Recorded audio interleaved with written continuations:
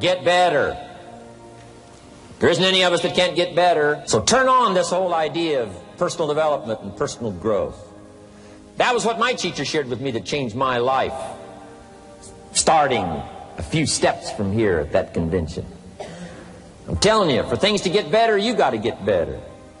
Don't ask for it to change out there. Ask for you to change here. Don't ask for a more favorable wind. We call that naive. Don't ask for better seed, better soil. This is the only planet you got. Just ask that you can get wiser and stronger and better, and be able to take care of your own responsibilities. Get better. Learn how to handle the seasons better. Let's go through them. Just get better at handling the winters. You can't change the winter. You can't change the seasons, but you can change yourself. You say, well, what can I do about the upcoming winters of my life? The challenges that I know I'm going to face. Here's what you can do. You can get wiser and stronger and better. Just make a list of that trio of words. Wiser, stronger, and better. Go home smarter than you came. Go home with more ideas than you came with.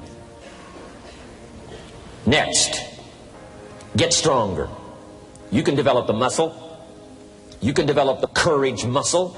You can develop the inspiration muscle. You can develop the dedication muscle. You can get stronger. There isn't anybody here that can't get stronger. Next time we see you, may not even recognize you. How strong you're going to be able to become in language, in style, and personality, the ability to cope, the ability to handle with anything that happens, no matter what happens. And the third one is get better. We can all get better. I've gotten better. First talk I gave, I stood up, my mind sat back down. But here's the secret to my success. I stood up and did it again. I stood up and I did it again. And I did it again, and I did it again all those many years ago. I did it when I was scared, and I did it when I didn't want to, and I did it when I was ill.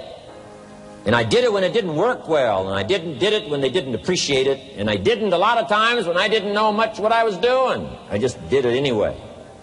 And now all these years later, I'm asked to walk on this stage with the greatest introduction I've ever had, greatest response and welcome I've ever had, the greatest opportunity I've ever had to touch this many lives with a mixture of words and heart and soul. I got better. I got better day by day and week by week and month by month. And I'm asking you to do the same thing until you can develop a long arm and a long reach, until you can develop influence that won't quit. Touch people next year you couldn't touch this year. Touch people now you couldn't touch before. Conduct a meeting now you couldn't conduct before. Heart and soul now mixed in there that wasn't theirs, missing before. I'm asking all of you to get better in spite of the winters, in spite of the downturn, the money downturn, the social downturn, the personal downturn, whatever it is. Just get stronger. Get better. The key is not to wish for a better winter. The key is to wish for more strength, more wisdom, more courage, get better, get wiser, get stronger. Here's number 2. Learn to take advantage of the spring. Spring means opportunity. And we've got a fresh spring going here. It's called a spring like no other. A spring, an opportunity like no other for you. But here's the clue. Spring is not a guarantee of a harvest in the fall and the autumn harvest time. Here's what you must learn to do. Underline the 2 words if you're taking notes. Take advantage. Take advantage of the spring. Don't just be faked out by the spring because the nice weather has come and looks like everything is going to be a lot better. The winter's finally passed. The spring is here. I'm telling you, that's not going to do it for you. Just because the spring is here, it's not going to do it for you. You got to seize it with your own 2 hands and take advantage. Read the books. Study the tapes. Go back through your notes. Get ready to cash in on the spring. And now there's a sense of urgency here. Here's why. Spring doesn't last that long. Let's take advantage of it. It's called take advantage of the spring. And there's also an urgency here. How many springs have you got in a lifetime? Not very many. Life is brief at the longest. The Beatles wrote, life is very short. And for John Lennon, it was extra short. For Michael Landon, it was extra short. But it is short. There's an urgency here. Don't waste your springs. Don't just let them pass, hoping the time will pass. Take advantage. Last year it was seize the moment. And I'm asking you now this season to seize the spring opportunity. You've got a new organization going, seize the spring. You've got a new distributor going, seize the spring. You've got a new life situation going, seize the spring. Take advantage of it. Don't let it pass without giving it the best of your two hands and your attention. Number 3, first, learn how to handle the winter. Second, take advantage of the spring. Number 3, in the summer, learn to nourish and protect. We've got some major challenges now come summertime. One is to nourish our values. Take care of them, feed them. Don't let them go hungry. Don't let them go wanting in nourishment and care. And then here's something else we've got to do in the summer. Defend ourselves against the enemies. Summertime is a unique time. It's a time of opportunity. It's also a time of challenge. But whatever threatens you, I'm asking you to threaten it back. Take care of your responsibility, but don't take anything off of anybody. Somebody wants to destroy your chances for a good future by their negative talk, negative thinking, putting it all down. I'm telling you, walk away if you have to. Walk away. Whatever threatens you, threaten it back. Whatever threatens your opportunity, threaten it back. Now, some of our enemies are on the outside, but here's the most important thing to understand. Some of our enemies are on the inside. Let me give you a quick list. Indifference. You got to do battle with your own indifference. Boy, it's easy to coast, especially if you've accomplished something, extraordinary. Now, somebody says, I got to relax. Here's the key. Not too long.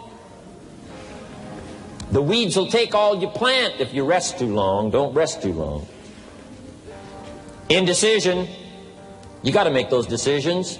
The ones that don't turn out to be good, gives you experience to make better decisions. Don't let much time go by without making some decisions. The ones that you can make quickly, make them quickly.